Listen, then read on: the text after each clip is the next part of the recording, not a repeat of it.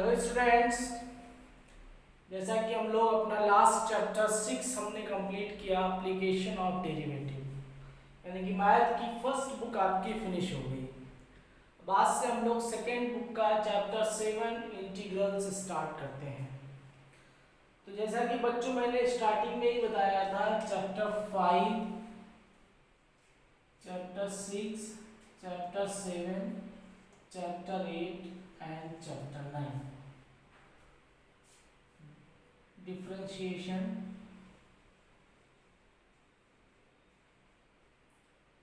AOD application of differentiation, integration और application of integration and differential equation। ये 5 chapter आपके calculus कहलाते हैं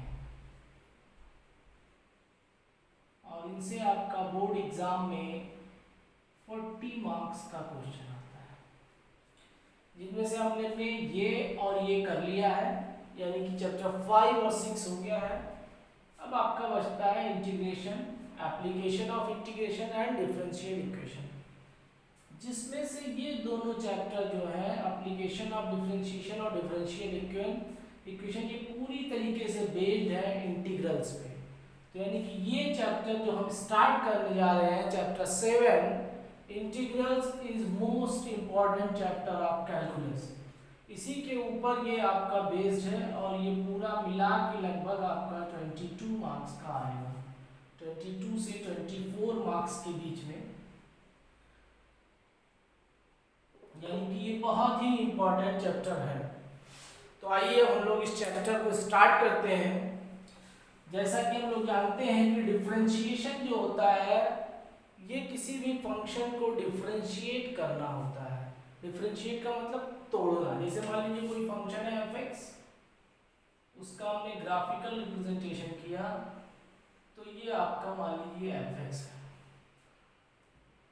तो जब हम डिफरेंशिएशन करते हैं इसका, तो इसको स्मॉल पार्ट्स में, छोटे छोटे पार्ट में तोड़ते हैं, जिसे क्या बोला जाता है, dx। ये सब क्या है, dx है, छोटे छोटे पार्ट्स हैं जिन्हें हम dx कंसीडर कर सकते हैं।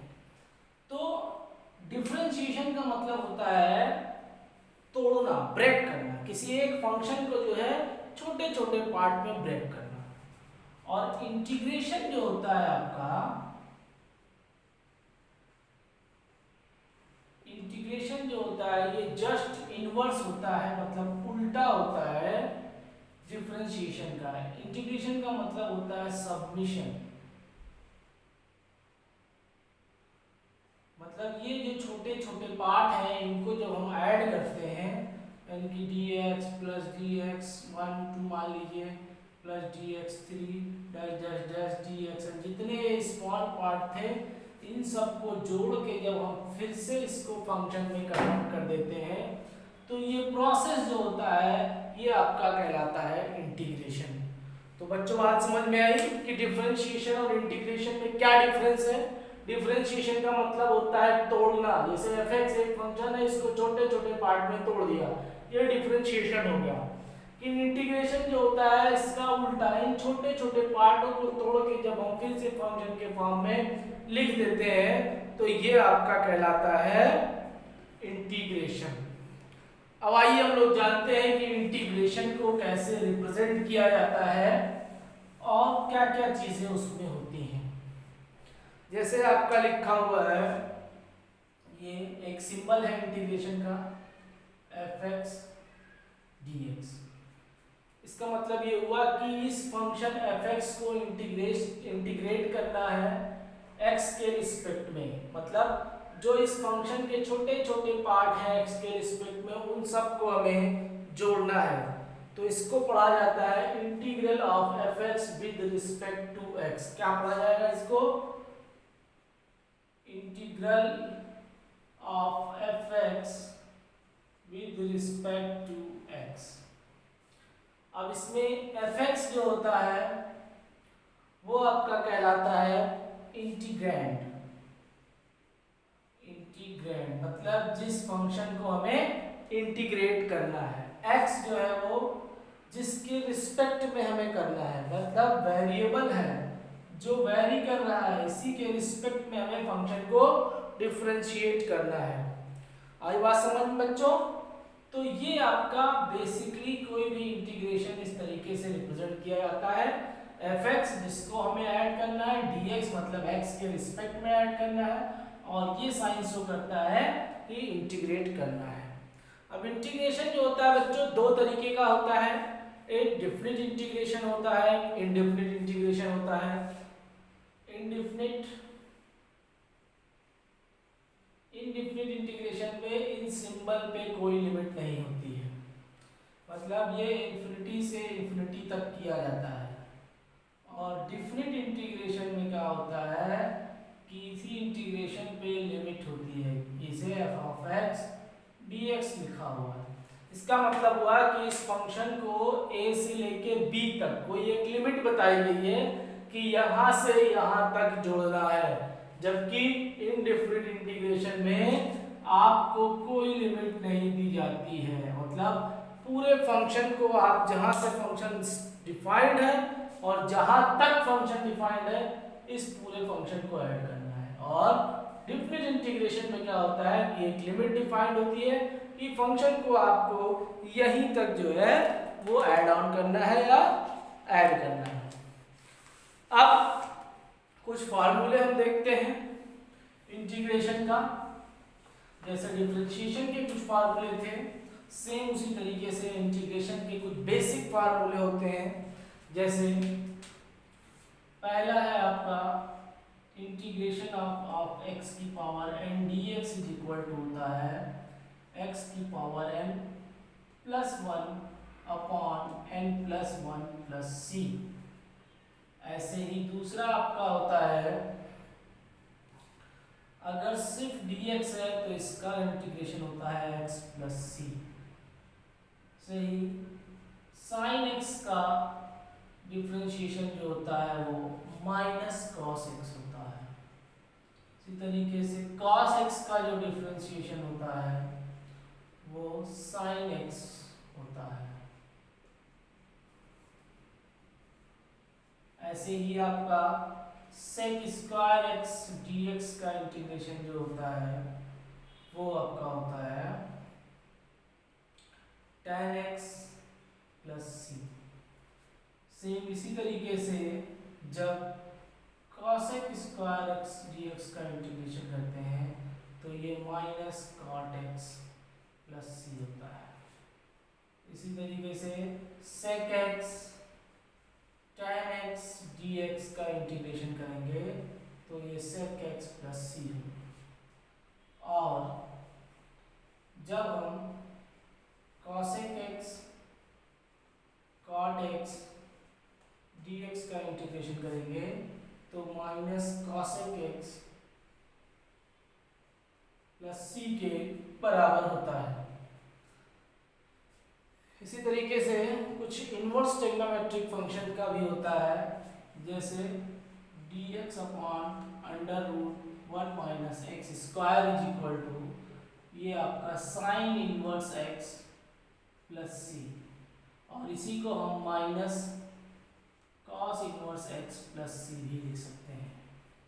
इसी तरीके से dx upon 1 plus x square को हम tan inverse x plus c या minus cot inverse x plus c भी लिख सकते हैं।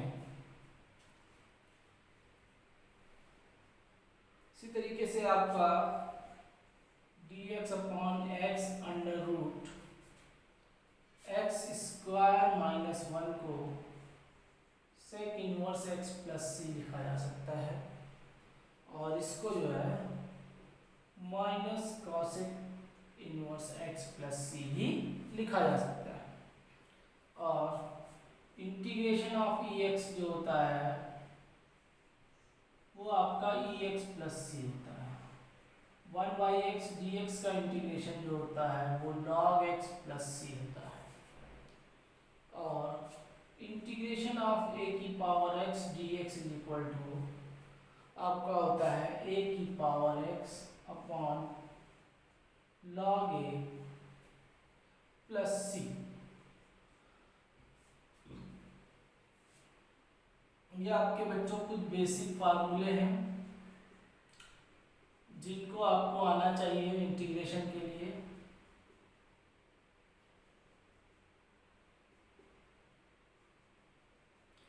अब देखिए हम इनको आइए डिफरेंशिएशन से रिलेट करते हैं। जैसे x की पावर n का डिफरेंशिएशन होता था n x की पावर n माइनस वन, वहां पावर माइनस हो जाता था और नंबर जो है मल्टीप्लाई होता था। यहाँ पे इसका इंटीग्रेशन करेंगे तो x की पावर एक बढ़ जाएगा और डिवाइड हो जाएगा, ठीक, जस्ट उसका उल्टा। इसी तरीके से कांस्टेंट टर्म का डिफरेंशिएशन वहां जीरो होता था, तो यहाँ पे कांस्टेंट टर्म का इंटीग्रेशन x होता है। sin x का डिफरेंशिएशन वहां पे cos x होता था, तो यहाँ पे माइनस cos x है। वहां पे cos x का डिफरेंशिएशन माइनस sin x होता था, तो यहाँ cos x का प्लस sin x है। tan x का डिफरेंशिएशन sec स्क्वायर x होता था, तो sec स्क्वायर x का इंटीग्रेशन tan x हो गया। इसी तरीके से cot x का differentiation minus cosec square x होता था, तो इसका इंटीग्रेशन माइनस cot x हो गया।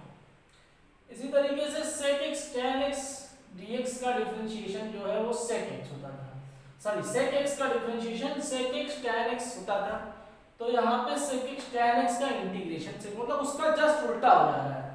इसी तरीके से cosec x का differentiation minus cosec x cot x होता था, तो यहाँ पे क्या है cosec x cot x का इंटीग्रेशन माइनस cosec x हो जाएगा।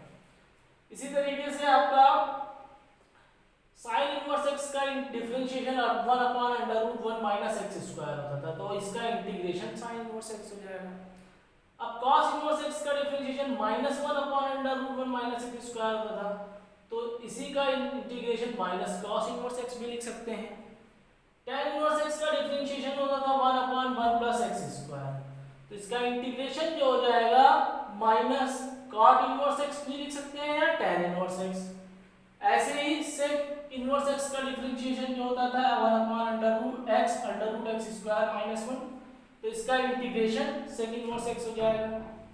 ऐसे ही ये आपका जो है cosec इनवर्स x भी हो जाएगा।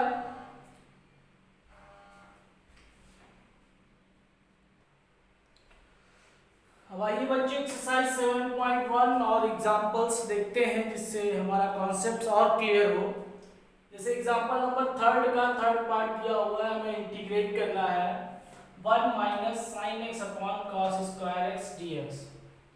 तो इसको हम कैसे सॉल्व करेंगे, पहले इसको हम प्रॉपर फार्मूले में चेंज करेंगे क्योंकि हम डायरेक्ट इसे इंटीग्रेट नहीं कर सकते, तो ऐसे फॉर्म में लेके आएंगे जिसका इंटीग्रेशन हमें पता हो। तो उसके लिए क्या करेंगे, इसको 1 upon cos square x minus sine x upon cos square x dx लिखा जा सकता है। अब 1 अपॉन cos स्क्वायर x जो हो जाएगा वो sec स्क्वायर x हो जाएगा, माइनस इसमें से एक sin अपॉन cos जो हो जाएगा वो tan x हो जाएगा, एक 1 अपॉन cos x जो हो जाएगा वो sec x हो जाएगा dx। अब sec x का इंटीग्रेशन क्या हो जाएगा, tan x sec x का integration sec x plus c हो गया। बहुत ही आसान था, क्या किया हमने 1 अपॉन cos स्क्वायर x अलग कर लिया, sin upon cos square x अलग कर लिया। 1 अपॉन cos स्क्वायर x होता है sec स्क्वायर x और sin अपॉन cos हो जाएगा tan x और 1 अपॉन cos हो जाएगा sec x। अब sec स्क्वायर x का इंटीग्रेशन होता है tan x और tan x sec x का इंटीग्रेशन होता है sec x, तो आंसर क्या आ गया tan x minus sec x plus c। अब आते हैं एक्सरसाइज 7.1 का क्वेश्चन नंबर 7 देखते हैं। क्वेश्चन नंबर 7 में इंटीग्रेट करना है x square bracket 1 minus 1 upon x square dx। अब इसका इंटीग्रेशन करना है हमें, तो ये क्या है प्रोडक्ट के फॉर्म में दिया हुआ है, कोई प्रोडक्ट रूल तो हमने पढ़ा नहीं है अभी, तो हम क्या करें पहले इसको अंदर मल्टीप्लाई कर दें। इसको अंदर मल्टीप्लाई करेंगे तो x square minus x square upon x square dx हो जाएगा। ये एक्स स्क्वायर कैंसिल हो जाएगा, यानी कि क्या बचेगा एक्स स्क्वायर माइनस 1 dx। अब इसको हम क्या लिख सकते हैं, x square dx minus dx। अब एक्स स्क्वायर का इंटीग्रेशन क्या हो जाएगा, एक्स की power 2 plus 1 upon 2 plus 1 dx का इंटीग्रेशन हो जाएगा x प्लस c, यानी कि ये हो जाएगा x cube upon 3 minus x plus c. बस यही आपका आंसर हो जाएगा। तो बहुत ही आसान था, क्या किया हमने, इसको अंदर मल्टीप्लाई कर दिया, सिंप्लीफाई किया तो एक्स स्क्वायर माइनस 1 आ गया। एक्स स्क्वायर का इंटीग्रेशन होगा एक्स क्यूब अपॉन 3 और dx का इंटीग्रेशन होगा x प्लस सी, यही आंसर हो जाएगा। अब आइए देखते हैं क्वेश्चन नंबर 10।